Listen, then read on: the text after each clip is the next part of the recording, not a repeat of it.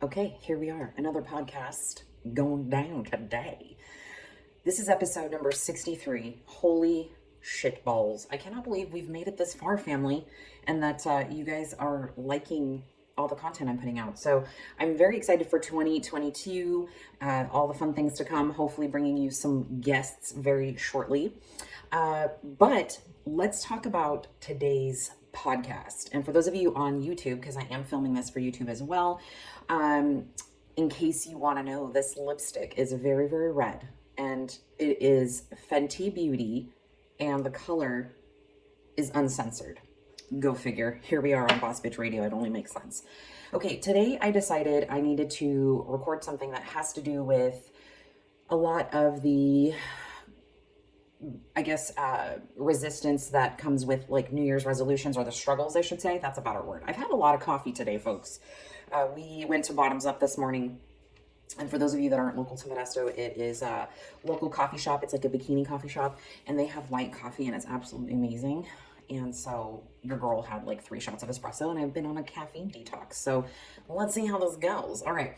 But anyhow, squirrely moment here is talking about the one thing you need to read, or the book that you need to read, whether it's on Audible or you actually like to read books, before you set any kind of goals, New Year's resolutions, before you spend money on any kind of diet book, diet program, including ours. If you ever decide to sign up with any of our coaches on ditch deprivation, or myself as a coach for competing, I feel like this is required reading, quite honestly, because sometimes a lot of folks come to us and they want to throw money at the problem, and that's great and that's fine. I understand that.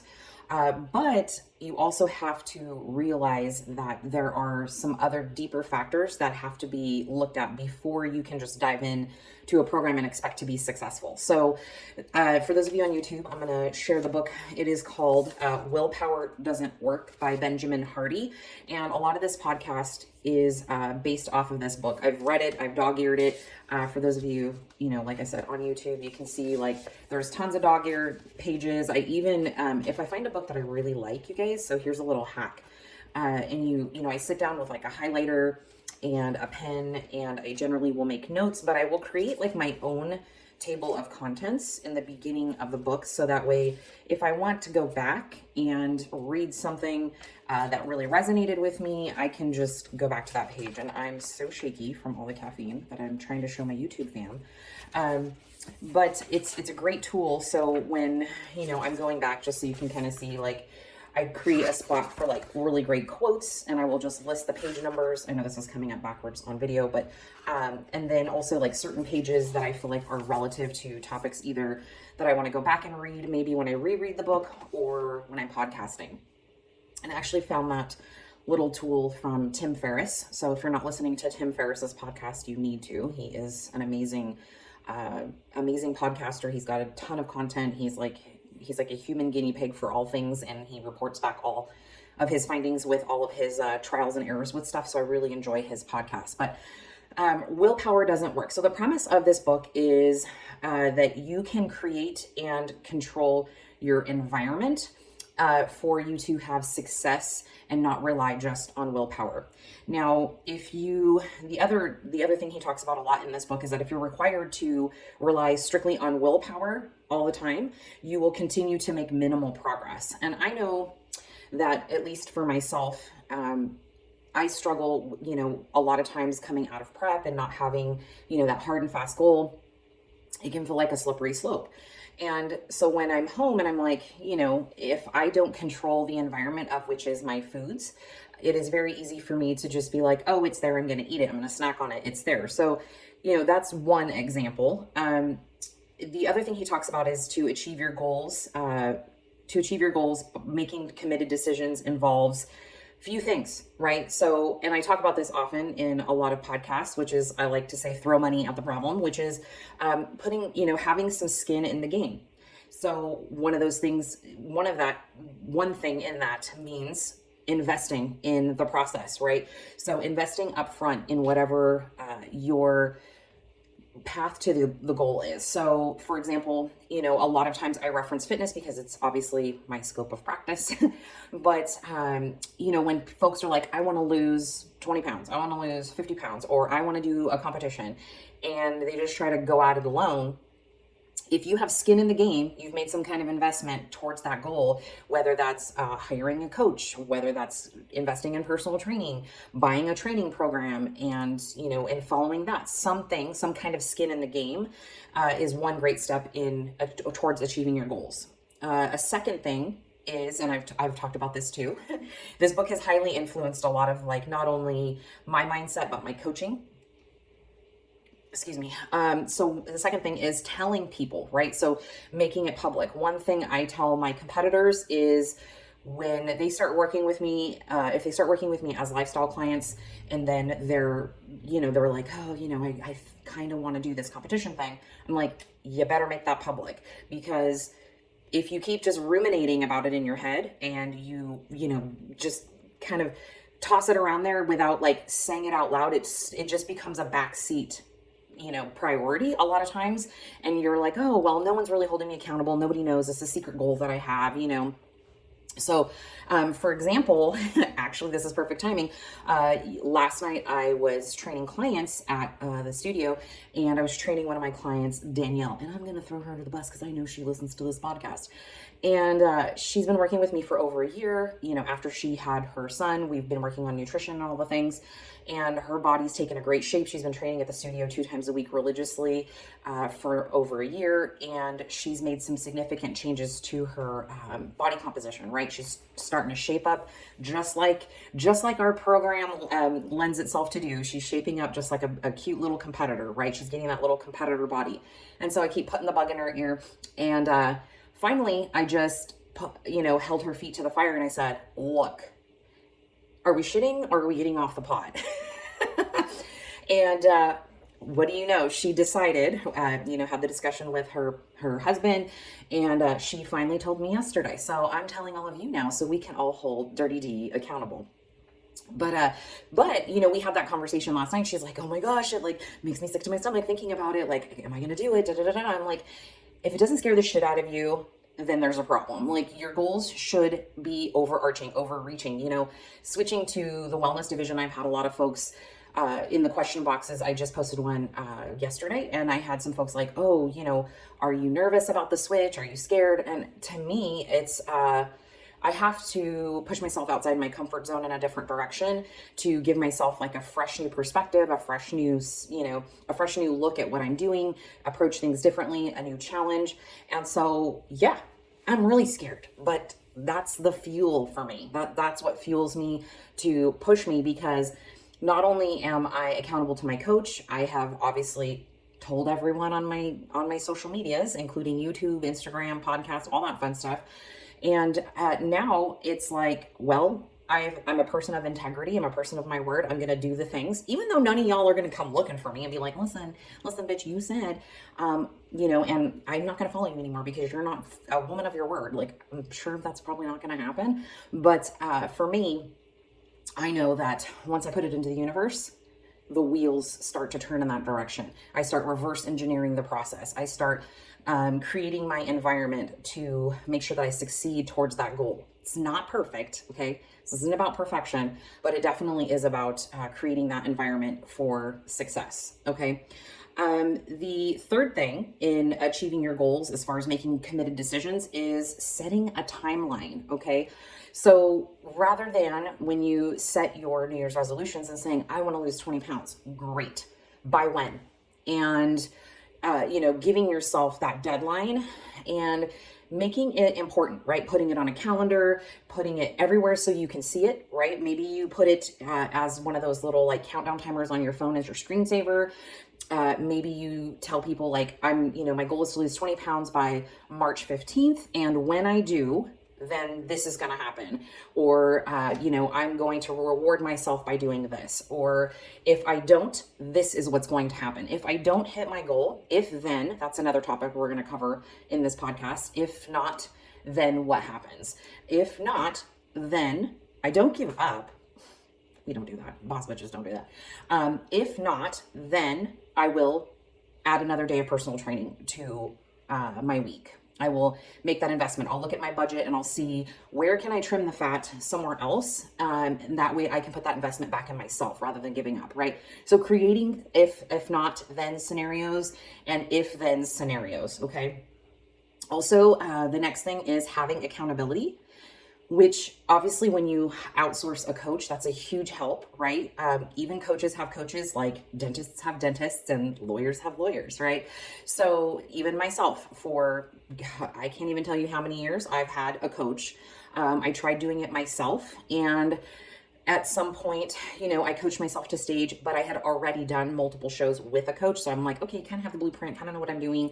And then at some point I kept questioning myself, second guessing my process. You get what I call the funhouse mirror effect, right? Even those that don't compete, I'm sure you can relate to this, where like some days you wake up and you're like, I'm fat, but like you're literally the same weight, your pants fit the same, whatever. You just have this like skewed perception of what you truly look like. Sometimes it can go both ways. It can be skewed in thinking, your body looks more one way than it does the other, just being honest. But either way, you have this funhouse mirror effect. So having some accountability and outsourcing that. So that way, when you hit snags in your motivation, your willpower, your desire to want to quit and give up, you have somebody that's like, no, or you're shelling out your hard-earned dollars to this person to keep you accountable.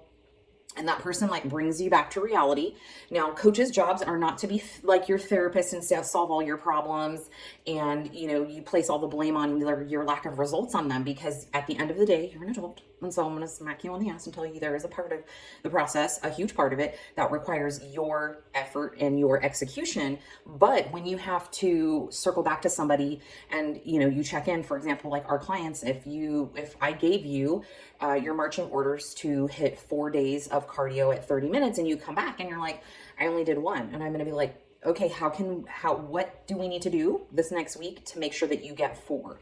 Like, where do you need to readjust your schedule? Maybe you need to take off some, say no to some obligations or some things that come up so you can prioritize yourself. What does that need to look like, right? And it's just us guiding the ship back on course, because it will get off course throughout your process, okay? Even myself, still to this day, doing this shit for 100 years, it feels like. I still have those moments.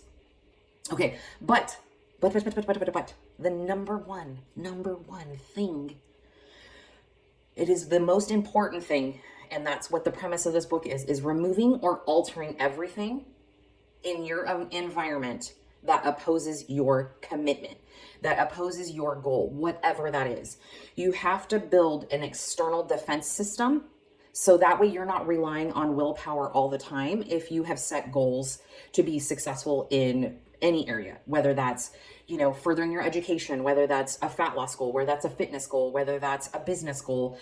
You have to make sure that your environment supports that, and whatever does not support that you have to take a hard look at that and start adjusting your environment. That is the biggest key to success, instead of just relying on willpower to get you through things, because that's very fleeting and it's not going to last very long.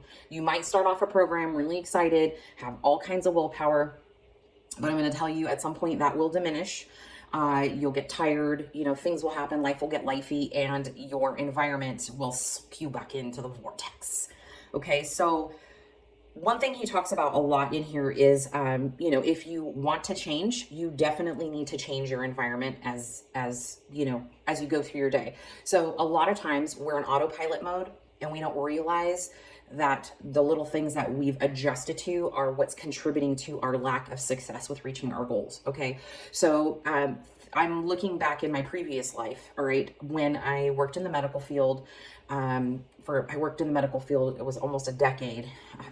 Seems like a whole other life I've experienced. So for almost 10 years, and, for that decade of my life, was one of the periods of time where I had massive struggles with remaining on a healthy lifestyle, exercise, nutrition, all the things. I'm going to tell you that my environment was largely determined as to why that was happening. And I'm not placing blame, but it is what it is, right? You know, it's just like when, you know, some parents, when you were a kid, would tell you, I don't want you hanging out with Johnny so-and-so, right? Because he's, you know, he smokes and he does drugs and da da da da. And you'd be like, oh, gosh, mom, I'm not going to do that, right? But like, the reality of it is that if you expose yourself enough to an environment in which that's the norm, and you start hanging out with Johnny Badass and all his friends, and they're all doing all the things, the likelihood of you're diminishing willpower and you jumping ship because it looks cool or whatever, it's likely gonna happen. All right. That's why all my friends are fit, because they're guilty from hanging out with me. Okay. Cause I'm like we vacation, we still work out, we still do cardio, we go out to eat, and they're like, well, what are you ordering? And I'm like, well, duh. Like, I hardly really look at the menu. I just kind of make sure, like, I know what veggies are there and stuff like that, but I have a predetermined thing that I'll order. And so they're just like, I'm going to have whatever she's having. Like, because they assume like whatever I'm going to have is going to be, you know, AKA healthy. But, back to my medical assisting days. The boss always had C's candies or M&Ms or something like that laying out, or the office manager, on the desks. This was back in the day when drug reps would ethically bribe physicians with lots of C's candy, lunches, donuts, just trash food. I was really, really shocked, I think, as I started to become more aware of like health and fitness as I was working there, at the level of unhealthiness that was actually going on in my experience in the medical field, and what, you know, drug reps were bringing us for food and the kind of food that we have access to. And it's like, it was in abundance. Okay. So I think I remember starting that job and I was in like the 140 pound range. And after about a year or two of working in that job, I quickly, steadfastly was hovering quite normally around 160 to 165 pounds. And that is not okay for me. It's not the number, it's just the effect of how that weight feels on me, how it feels, how I breathe. You know, I'm short-winded. I have a hard time bending over to put my shoes on. Everything was tight. My digestion was a mess, like all these things. And I was eating donuts almost every day, whenever we had drug reps, which was quite often. We'd get tons of C's candy. We would have luncheons all the time. They would bring, you know, gifts and treats and things like that. And so we would just be munching on that stuff all day long.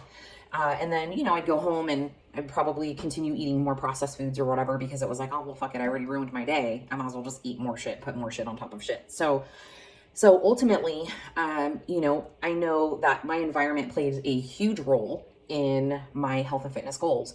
And when I tried to change that, like I started teaching step aerobics actually as a side gig when I was working there. And I was starting to kind of get more into like, you know, I would go through these bouts of like 3 months, I would be really good about training. And then a month I would be out because something would happen. A kid would get sick of mine or whatever. And I'd be like, you know, momming. And so I would just kind of coast in and out of the fitness world. But I started teaching step aerobics, and then I was like hanging out with a different crowd of people. And so things started to shift. So it's definitely, you know, building your external environment, your surroundings, your social groups and things like that are highly influencing your actions and, whether or not you're going to achieve your goals. Okay. So another example I wanted to give you is ways that you can, I'm going to have several of these, so just bear with me. I'm probably going to be squirreling all over the place. But one other example is I have clients that they have like cardio pieces. A lot of clients have cardio pieces at home, whether that's a Peloton, a stationary bike, a treadmill, you know, an elliptical, something like that. And a lot of this stuff lives out in the garage, which is great. If you're a highly disciplined person, this doesn't apply to you. But if you are not a disciplined person and you have a desire to make some changes in 2022 or whenever you're listening to this, and, you know, set some health and fitness goals, and you have a piece of cardio equipment, that needs to come out of your garage. I moved my treadmill, okay, from my garage into my office. It is right here next to my desk. It's to the right.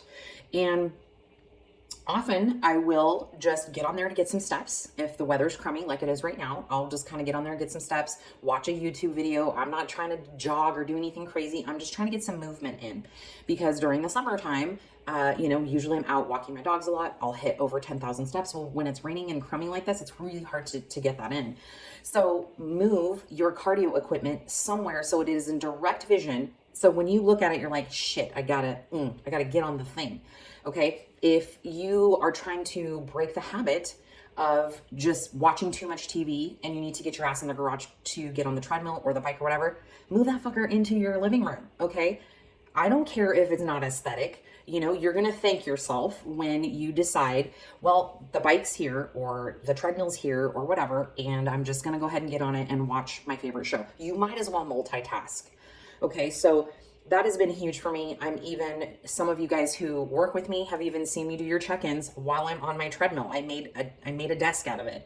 It's kind of janky, but it works, right? I set my laptop up on this like piece of board, and I'm cruising along at about 1.5 to 2 miles per hour, and I'm doing my client check-ins, or I'm working off of my treadmill desk. So multitasking that way, creating the environment to support your goals, right? You're going to have to do that if you want to be successful.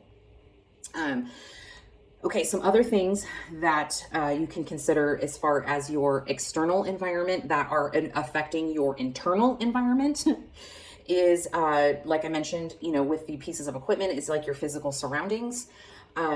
People that you choose to form relationships with are really, really important. The information that you're letting into your brain, okay? News, drama, if you're trying to clean up your nutrition, but you're constantly watching like food shows. I mean, I can relate to that, especially during prep, right? Like I was craving foods really bad, and then we started watching like these food challenges and stuff, and then I had a few moments where like I just lost my shit and was like knuckle deep in some almond butter. And I know that doesn't sound like a big deal, but when you're like 3 weeks out from a prep, that's a big deal. So it was so super evident that even my son was like, we're not going to watch these shows anymore, Mom, because I'm noticing that like your snackcidents are happening after we watch these, because I'm just like, oh, that looks good. That sounds good. I'm like salivating, and I have nothing in my home that is really awful. Like, not a ton of, there's no processed foods as far as like snack junk foods and things like that. So the worst vice I had was almond butter, but it is very calorie dense, and I fucked up some almond butter. So shaping your environment, the information that you let come in, the foods you consume or you keep in the house. If you take nothing away from this podcast, this has got to be the primary thing that you focus on if you are trying to reshape your eating habits, readapt to a different way of eating. This is going to be a complete game changer for you if you can do this. And it's not easy, but it's easy, especially if you are the one in charge of making the purchases and bringing the foods in the house. You cook the meals, you do all the things. I had to infiltrate my family when I went to the Institute of Integrative Nutrition back in 2013. I started learning about nutrition and immediately started ripping the Band-Aid on some of their foods, right? My ex-husband and I, we came to like a crossroads of sorts of butting heads. And that was a struggle because, you're dealing with an adult who is just like, I don't want to do that. And I was like, that's cool. Great. Do you, boo boo. But my children, this is what we're doing. Like, I'm the parent. I make the rules. When they make their own money, they can buy their own shit food. Like, they will thank me someday for having their best interest in their health in mind. And I'm sorry, but yes, it's going to be a little bit of a dictatorship. So it was not easy. There was a lot of tears. There were kicking and screaming moments.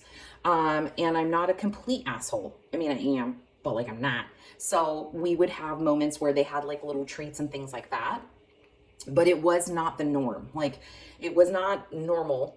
And I started this probably in 2013. So Tyson was already, I can't math right now, but he was old enough. He was old enough to have some resistance. Okay. And so it was no more sodas, no more chips. We stopped eating out fast food. Really, we weren't really doing a ton of that anyways, because we didn't have the budget for that. And I didn't grow up eating a ton of fast food because we couldn't afford it, not because like my parents would be like, we're getting Taco Bell, you know, like it was like a big deal. So I was just already kind of like, we didn't do that a lot. We would maybe go out to a dinner like once a week and get like pizza or something. But I started shifting their foods very, very quickly into a lot of different things they weren't used to eating. So Tyson's breakfast would be scrambled eggs, strawberries, and some kind of other protein, right? Something. A couple pieces of fruit, something. It was just different. It wasn't like toaster waffles or toaster pastries or Eggos with a bunch of syrup and, you know, a big glass of milk and all that. No, we cut that shit out. So getting a hold of the foods that you consume and keep in your house and changing that and not bringing it in and blaming it on the kids is going to be your biggest, like I said, the biggest key in making your changes for your nutrition. Now, this is going to require you to you know, adapt new taste buds, right? Like your taste buds are going to have to adapt to a new way of eating, trying out new recipes, maybe requiring you to go out on a limb and outsource some of your meals if you have like a 9 to 5 and you know, or like, what am I going to eat for lunch? Usually I go and get like a, you know, double or something. You're going to have to change your environment. You're going to have to change what you bring in your home so that way you can have things to take with you. So maybe outsourcing and getting food prep meals so they're done and ready to go, and you just reheat it, put, you know, some hot sauce on that shit and call it good. But it really is changing up your taste buds. Okay. Another thing too is, you know, in your mindset and changing, you know, maybe you have other goals that aren't fitness related, but a lot of times, like even the music that you listen to, okay, can be highly influenced. And they've done tons of studies on this, and it has been proven as fact that the music that you consume, the news that you're putting in your ears, all these things are going to not only, you know, they're going to affect your internal environment, in which then affects a whole host of other things, right? Your perspective, the decisions you make, it drains your willpower, and a whole host of other fun things. And he does have a great quote in here, which is, if you don't shape your environment, it will shape you. Yeah, let's let that sink in. Okay. Next, we're going to talk about the power of surroundings. All right. So another great quote that I reference often is, it's from Jim Rohn, he's like a business entrepreneur guru guy. We are the average of the 5 people we spend the most time with. So I want you to think about that. I want you to take a second and think about who are the 5 closest people that you hang out with. And are you, you know, you're a direct reflection of a lot of the things that happen in that circle of folks. Okay. So, you know, I try to surround myself with people who are positive, they're forward thinkers, they push themselves outside their comfort zones. And we just kind of all feed off of each other's energy. And I know that if I have like a slump, or I have a moment where I have a lack of willpower or motivation, I can count on one of these 5 people that when I let them know, they're going to be like, bitch, remember who the fuck you are. Come on now. They're going to help me elevate instead of be like, oh yeah, you know, try to talk me down or make me feel any type of way about how I'm feeling. So, you know, I very much have like a repellent against like negativity, even though I have my moments too, but I try to really keep myself out of just people who are pessimists and they just want to like half empty situations in their mindset thinking.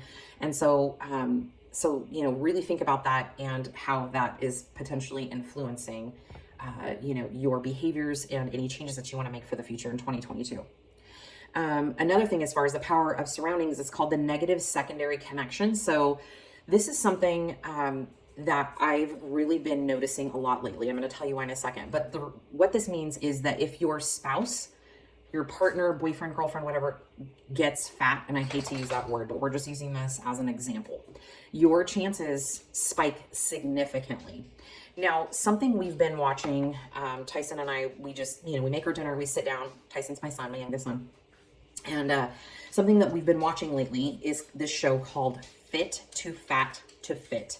Now, if you haven't watched that, you can catch up on all the episodes on Netflix. It's super inspirational. You know, the premise of the show is that a personal trainer who is fit then decides to put on, I believe it's 40%. It's a significant amount of weight. And then they will try to lose that weight with their client. Okay. So for example, we were watching it last night. This one trainer gained 60 pounds. Okay. He was ripped, shredded, had a 6-pack, and he met his client, and the client needed to lose 100 pounds. And so he met with the client. He told them, okay, in the next 4 months, my goal is to gain 60 pounds. And then once I gain that 60 pounds, then we are going to lose weight together. And then they have another 16 weeks to get fit together. And then they have this like big reveal and whatnot. Now, I've probably watched about 10 episodes over the last couple months. And, I'm very interested in like the psychology behind the things, and like how I can get my clients to be more successful, and how I can be of service to get you guys who listen on YouTube and the podcast to make like these big dramatic changes and shifts in their life. And so I'm just very curious as to how this is going down. Well, a lot of times, in regards to the power of surroundings and this whole like negative secondary condition, a lot of times these fit trainers, their significant others are also fit, right? And then when they go to visit the client who is AKA fat, because this is what the show is called. I'm not calling them fat, but that's what they're talking about here. They're typically the overweight folks or the obese folks, whatever, their significant others are also overweight and obese. Interesting thing has been happening as I've been watching these episodes. As the fit trainer gets fat, their significant other typically gets fat with them, even though that's not their goal, right? There was one exception to the rule. This one husband and wife, the guy was the trainer who was fit to fat to fit, and his wife was still doing her usual, eating her salads and all that. And they just were, coming to the realization that it was a real big struggle because he was eating junk food nonstop to try to get fat. She was still adhering to her lifestyle. There was some like friction there and whatnot, but that was the one out of the 10 episodes I've seen, right? Then on the flip side, watching these clients who are going through their fit journey, right? So they have 16 weeks to drop whatever amount of weight they have, noticing that their significant others are also then losing weight too, as like a, side effect of their partner who is going through this like project, if you will. So this is just to tell you how strong the power of your internal, like your home surroundings are. And I hear this a lot from clients when they start. They're like, well, my husband doesn't want to eat like this, and my kids don't want to eat like this, and this is a real big struggle for me to stay on track. And listen, sister or brother, I feel you, okay? Okay? Because listen, your girl was married, and this was constant. This was a constant motherfucking battle in my house when I was married and I started prepping, because my ex-husband was like, I'm not eating like that, and I'm not going to eat your little bird portions of rice. And we had our fair share of struggles there. But I will tell you, that's not what caused a divorce, people, just so you know. I will tell you that I did 6 shows. I would say that we had some separation in times in between then due to other issues, but most of the time I was married through that, and I made it work, right? I did alter my kids' eating quite a bit, and that was a lot of the times when I honestly did have to deploy some willpower. Sometimes the kids and the husband were eating Little Caesars pizza, and that's not what was on my plan, because my plan was to be in a sparkly bikini on stage in 10 weeks, 6 weeks, whatever, wherever they were eating their pizza in my contest prep journey. They gave 0 fucks. Okay. So a lot of times I would just remove myself from the situation. I'd go for a walk, or I'd do something, or I would just eat my meal that was mine alongside them, and they would do their thing and I would have mine, and I would enjoy their company, and we would move on, and it would be just another day. Right. Okay. So all that to say, your potential is shaped by what surrounds you. So keep that in mind moving forward for 2022. Really have to shake up your environment if you want to make some drastic changes. Most people live small, not due to the lack of talent, but because their situation isn't demanding more of them. Stole that quote from the book, because it's very, very true. A lot of times we play small, we live small because our environment's not really demanding us to push ourselves outside of our comfort zone. That's why I really love the environment that we foster at my studio, at my personal training studio, amongst my trainers and my clients, because we're always just pushing our clients outside their comfort zone. And the thing is when you push yourself outside your comfort zone physically, right? You can get through one of these intense workouts and you don't die. Okay. You're like, that fucking sucked, but I made it. everything else feels like cake. It doesn't taste like cake, but it feels much easier, right? Like when you can push yourself up against some physical resistance. That's why I love weight training. And I feel like that has been such a bedrock of like my mental strength and like my antidepressant, if you will, is because it's created this bedrock of like fortitude and like strength. And I just feel internally strong, and it helps me battle a lot of just the shit that goes on in the outside world that we maybe not have as much control over. So, okay. Another story I wanted to tell you about real quick. It was kind of a personal one, but I know you guys like the tea. Is kind of ping ponging back to the like the fit to fat to fit like documentaries, if you will, is like my own story, right? So there was a period of time right as I was getting divorced, right before I was getting divorced, that I used the crux of a lot of alcohol, right? And I've talked about this kind of loosely, but I would say definitely alcoholism is no doubt prevalent in my family, specifically on my dad's side, but also on my mother's side. And it skipped my dad for some odd reason, right? Like my uncles, my grandfather, alcoholics. Skipped my father. My dad is like addicted to Pepsi, but that's about it. He's not a really big fan of alcohol, but it didn't skip me. And I don't think it skipped my sister. So I fight that often, but at one point in my life, I wasn't fighting it. So I was definitely drinking. I was consuming probably about a bottle of wine to myself per night. And then I realized it was starting to become a problem when it was a bottle and sometimes a bottle and a half. And I was running my business. This is when I was just strictly doing the pole dance side of things. And right before I started bodybuilding and like getting really serious. And then when I would not be bodybuilding and like took some time off, I would slip back into it. It would just be like, this bad relationship I would constantly get into. And it was like my vice for kind of coping and whatnot. And so at some point I got back into bodybuilding, powerlifting, whatever, kind of stopped that. Well, I started dating this gentleman, and he was definitely an alcoholic, now looking in retrospect. And I had shelved my alcoholic ways because I was back into fitness and I was running the pole studio, and we had added boot camp at this time and whatnot. But we were having lots of fun, and we were drinking a lot, and we were wine tasting pretty much every weekend. And if you've wine tasted and you're familiar with that in any way, typically when you wine taste, you become a member, and then all of a sudden wine is at your door, and it's just in abundance. And at one time I was so drunk, I had convinced myself to tears, literally, that I was going to be a sommelier. Clearly an alcoholic. Okay. So I put myself in a position to be with someone who was a drinker, and at that point I kind of like cleaned my mess up, and I wasn't really doing that anymore. And I got sucked right back into that vortex, right? Just by the environment. He was drinking whiskey all the time, and I was like, oh, sweet, I'll have a glass of wine with you. And then one glass led to two glasses, and then we were drinking every single night.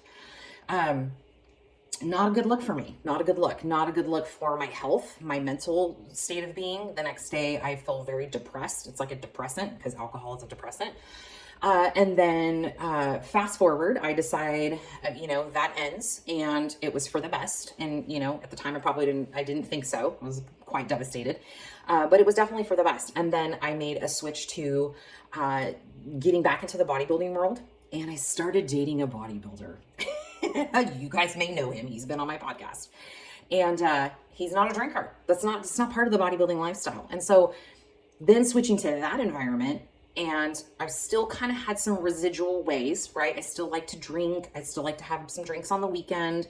Maybe would have a glass or two during the week. And once we started dating, and, we'd be eating dinner together, or he'd be at my house, or I'd be, at his place or whatever. And I'm like, you're not going to drink? And he's like, I don't drink. Like, I think our first date, he'd had one alcoholic beverage the whole year prior. And I was like, what kind of alien are you? So all that to say that as soon as I started dating a bodybuilder, and I was like, I can't be drinking by myself. That's just weird. I stopped. And, it was actually a pivotal shift in not only like my mindset, my perspective, but also my life, right? So I gave Jake mad props for that. So, his head could grow a little bit bigger, but in all honesty, I feel like that turned my life around for the better, because I'm back to living my passion. I'm back to being in integrity. I'm back to, knowing that this is my path and this is what I want to do and like share with the world and hopefully inspire other people to make the shift. Now, I'm not saying I don't like to partake. Sometimes I will. I've had, I think, 4 alcoholic drinks this whole year. That is a huge turnaround. So for me, a lot of the reason why I'm single is because these ding dong heads that I hang out with, they want to go get drinks. And, there's a particular boy I was talking to as of recently, and he's like, come over, let's have a drink by the fireplace. I'm like, I can't do that. I can't. I like you, but that is a gateway drug for trouble for me. And I know myself, so I'm not going to put myself in that environment to possibly then be like, 1 drink leads to 2 drinks, and tomorrow come over, and then we're going to have another drink. And then, and that's just how this all fucking starts. I'm not doing that shit. So learn a lesson from Boss B. Okay. All right. We're moving on. Okay. Stop trying to change yourself without changing your environment. So who inspires you? Hang out with those kind of people, right? So I know a lot of people don't want to start at the studio because they're like, oh, I need to get fit before I go there. And I'm like, that is the dumbest thing I've ever heard. Okay. We don't judge you. You come in, we love you, whether you're 100 pounds or you're 400 pounds, because let me tell you folks, we've got clients like that. So either way, whatever shape you come in, square, circle, triangle, rectangle, doesn't matter. We'll love you. We'll train you. You will get the results that you want, and you will be guilty by association. So you will become fit as a byproduct of hanging out with those cool people. Okay. No, I can't guarantee you that, but I'm just saying it does help. Okay. Then also think about who drains you, who sucks the life out of you. I know who the energy vampires are. I do not hang out with them. I cannot. So choose wisely. And similarly with the environment and setting goals, moving on to the next little topic is make games that you can win when you set your goals and intentions for 2022. What do I mean by that? Okay, let's just say that your goal is that you want to get more sleep. Okay, what is preventing you from getting more sleep? Do you have a TV in your room? Get the fuck out of there. TV is for sleeping and for sexing, and that is it. Napping, whatever. Get the TV out of your room. Okay. If you are an over caffeine consumer, like I have been today, but I didn't do it after 1 p.m., then cut your caffeine after 1. Maybe you have to do it a little bit earlier at noon, and you may be thinking like, I can't do it. Yes, you can. You'll feel so much better because you'll sleep, therefore producing more energy for the next day. There's a novel idea for you, right? Next one would be like, put your phone on do not disturb. What time do you need to set your phone on D&D so that way people aren't buzzing you, pinging you, you're not getting notifications? First of all, turn off all notifications. I've turned off Instagram notifications, Facebook notifications, all that shit, probably well over 2 years ago. So I'm not just like constantly picking up my phone to be scrolling or like, oh, who liked my photo? Who commented on my shit? Like, I'm not that fucking important. I'm not the president. So put that shit on D&D, turn off all your notifications. Get some of your mental peace back, okay? Another example, if you wanted to lose 20 pounds, how about we start with, you got to purge the pantry, right? Talking about what I was talking about earlier. You got to make sure your environment is set up for success. Purge that pantry. Like I was talking about earlier, put the treadmill or your cardio piece in a living room or somewhere where you're always at and you can't avoid that thing. Don't use it as a clothes rack, okay? So put it somewhere where you can get on it and use it, okay? If you fail to sticking at exercise, then hire a trainer. Throw money at the fucking problem. Hire a trainer for 1 time a week. 1 time. Trainers are not like, I've been watching this, like I said, this fit to fat to fit thing. And the people that are like, air quotes, out of shape, when they're like interviewing them and they're like, what do you think about personal training? You could tell this is like the question they're like leading with. They're trying to get some dirt out of this to make it like more thrilling for TV. And most of these folks are like, I just don't want them judging me. I don't want them looking at me like I'm fat or yelling at me. And this is where I like to watch because I'm trying to understand the psychology of like what stops people from actually hiring help for things that they need help at and they're not succeeding at, aka personal training. And that is none of the things that happen with us. At least I'm speaking for my studio. We're not, when you come in, we're not like, oh my God, you're so fat. Oh my God, you're so out of shape. You're so old. All these things. No, we get excited to help people make changes in their lives. So throw money at the problem. Also, you need to unfollow accounts on Instagram or social media that are doing 2 things. 1, making you feel like a piece of shit because you're like looking at your friend Sally from high school who has a perfect body and a white picket fence family and all this shit that's probably not true and not right. Unfollow her or just mute her if you don't want to hurt her feelings that you unfollowed her. I say just unfollow her, but there's that. And then also mute or unfollow accounts that have been triggering you to want to like maybe binge eat or eat foods that you know you shouldn't be eating when you're trying to make better choices, things like that. Like if I had to go unfollow all the like cookie companies that make those crazy ass big cookies that are like just fucking pornographic cookies, I had to unfollow all that shit because it was making me have cravings. I'm like, I can't be doing this. Okay. All right. So the next piece of this, I have some really great tips coming up for you, but you need to hang tight to your panties. So plan for the worst because it will come. All right. So there's this whole premise, which is if, then what? Okay. So if you're tempted to grab a bag of chips, then what will you do? So in this example, if I walk in the kitchen, I'm tempted to eat chips, then I'm going to chug a protein shake. These need to be like default things in your programming that you do if you are presented with one of your normal challenges. That is going to be the knee-jerk reaction to stop you from doing the thing that's going to sabotage you. Okay. Second example would be, and I'm saying this to my clients, would be hitting snooze and standing me up at 5 a.m. You know who you are. If you are debating about hitting snooze when your alarm goes off to get your workout in, then you immediately need to get up, wash your face with cold water, and go take pre-workout, because the water in your face may not be enough, but when you take that pre-workout, you don't want to waste that. Like, you don't want to waste a good pre-workout shot. So creating some if-thens, what will you do? So you can set yourself up for executing in the instance that your willpower is drained and you can't rely on that to resist a bag of chips or to hit the snooze button. You have to have something as a backup to make sure that you actually follow through with what you said you were going to follow through with. Okay. And also, reminding yourself who the fuck you are, bitch. Okay, so you need to ask yourself, if I was lazy, would I skip this workout? Yeah, but I'm not lazy, so I'm gonna do it. Or if I liked being out of shape, would I eat these donuts or these Doritos? Yes, but I don't, so I'm not. Like creating little mantras for yourself, okay? All right, last I'm gonna give you guys some homework, and I really suggest you pull out a piece of paper or you bust out your journal or something for this, okay? So you have to visualize the process, not just the outcome. So the outcome, like for example, if I'm talking about my goals, like visualizing myself on stage is great, but I also need to visualize the entire process of how that's going to happen. And it needs to be broken up into very specific and detailed steps. And we're going to talk about that. The first one is go get a piece of paper, pause it right now. Pause it. I'm waiting. Go get paper. Okay. And don't just do this shit in your head. This is an active exercise. If you have real intentions for your goals, it's really getting deep into the root of changing old patterns and behaviors. And that has to be with like pencil to paper. Okay. Not just in your head. First one, think about your top goal priority. Not all of them. You can't have 80 goals. Just pick the priority. It's a priority for a reason because it's the number one, not 3 priorities, 1 priority. What is that priority goal? Pick just one. Think about it.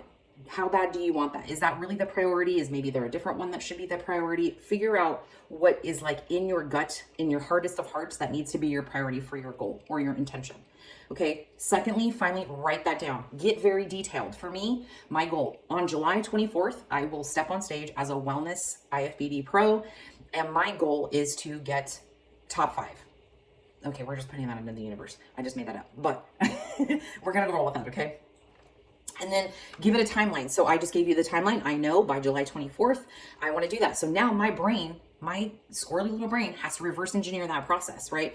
And give yourself a timeline, but give yourself a short one, right? If you're not used to doing this kind of thing, give yourself a short one. July is 7 months away. So that's not a short one really for me, but I'm kind of skilled at this, so I got this. But if you want to lose 50 pounds, don't start with 50 pounds. Start with 10. I want to lose 10 pounds and give yourself 12 weeks, right? That's about a pound-ish a week. Give you a week for wiggle room in case you don't lose any, but that's healthy, steady weight loss. Not, I want to lose 50 pounds in 2 months. That's going to just set you up for frustration and failure. So give yourself a short deadline and also a small little bite-sized chunk that you can tackle. Okay.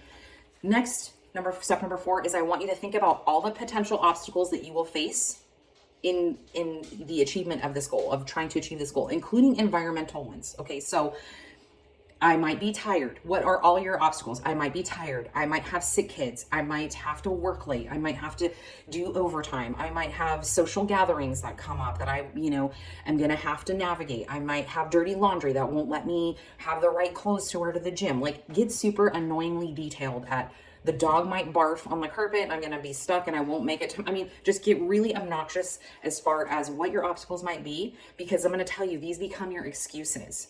And if you know that you've put this down and you're like, oh, I said that and I planned a way around that. Okay. So think about those, all the things that are going to come up, all the things that have come up before that have stopped you before, whether they've been legit or they've been excuses. Write that shit down. And then I want you to create some if-then responses and write them all down so you can abolish your excuses, abolish your obstacles. So if I have sick kids, I will then what? I will pull up a YouTube video and lock myself in the room while they're napping and knock out a 30-minute abs and plyometric workout. I don't know. I probably wouldn't do that, but but something, right?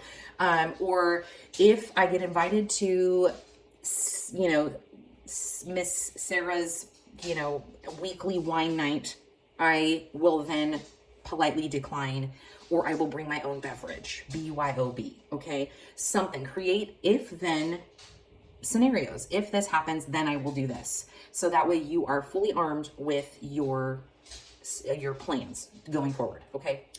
Write down the conditions in which you will absolutely quit, right? So you need to give yourself a statement that's like, I will absolutely quit if this happens, right? And a lot of times it's a hard one to come up with because you don't want to quit. You don't want to give up when you're first setting goals, but you got to get really real with yourself and give yourself worst case scenarios. So that way you've already kind of went through that in your head and you don't have to struggle once they maybe pop up or whatever. And you have already forecasted that, well, if this happens, then I'm going to do this. I've already planned that out in my strategy to achieve my goals. So the more specific you are, the more likely that you will feel confident to make progress towards those goals, to achieve them, and to, you know, finally do the thing that you said you were going to do. So that is it. That was a lot, but I do highly recommend, like I said, that you grab this book. It's really great. I'm reading it again for the third time. Willpower Doesn't Work by Benjamin Hardy. If you want to grab it on Audible, you can always do that as well. Listen to it there while you're driving, and or, you know, make some time to read it in the morning or before bed or something like that, just to get that top of mind that your environment is huge for your success in setting your goals. So hope that was helpful. Hope you enjoyed the podcast. As always, if you're in Modesto and you want the most badass place to train, you know where to find me, venusfitnessstudio.com. If you are new and you're like ready to take the plunge, you've never been to our studio before, or maybe you're an old member that used to take pole dancing or boot camp and you haven't tried personal training, you can go to bossbitch.sale, so www.bossbitch.sale, and snag our new client offer there and come and try it out. We're not scary. We're pretty cool chicks, and you'll get fit by association. So that's just what we do. We have that effect on people. So hopefully you have a great new year. Hopefully this helps in your New Year's resolutions or goals and tackling all the things that you want to do for 2022. All right, peace.